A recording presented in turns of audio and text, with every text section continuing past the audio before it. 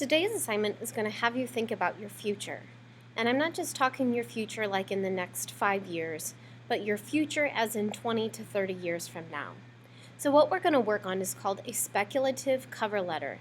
What we're going to do is we're going to speculate about the job that you're going to hope to have in 20 to 30 years, and we're going to write a cover letter as if you have training that's already taken place and you're asking for a job that you know that you can handle and take care of and do really well with. So today what you're going to do after you've turned in your article of the week and you've turned in your resume is we're going to begin with a cover letter. And what I've made for you is a sample letter. So what you're going to do is you're going to want to open up that sample letter and you're going to review what we have. Now you're going to open up in Microsoft Word your own document. And what you're going to need is your name and address, and if you'd like to speculate possibly about where you're going to live in 30 years from now, you may do so.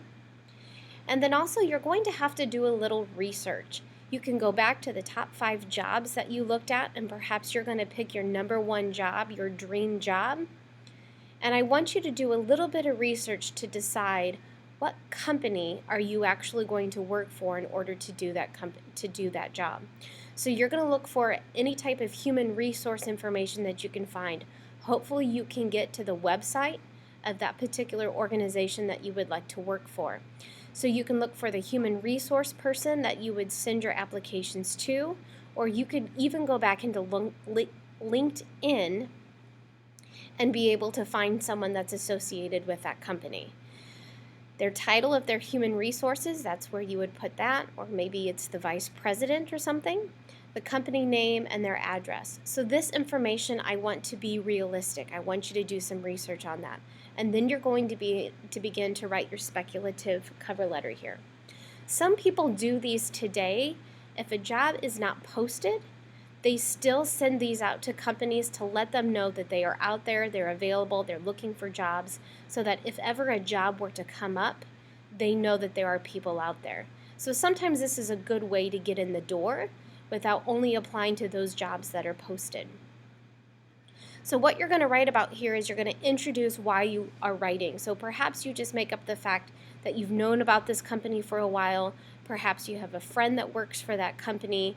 The example that's given here is that they go to an exposition fair or some sort of job fair that they're met people within this company and they would like to work for this company. The next paragraph that you're going to write about is what you have to offer. So this is where you get to think 20 years from now, what experience will you have? Where have you worked? What things do you have to offer this company that they can't think of a reason not to hire you because you have everything that they are looking for in an employee.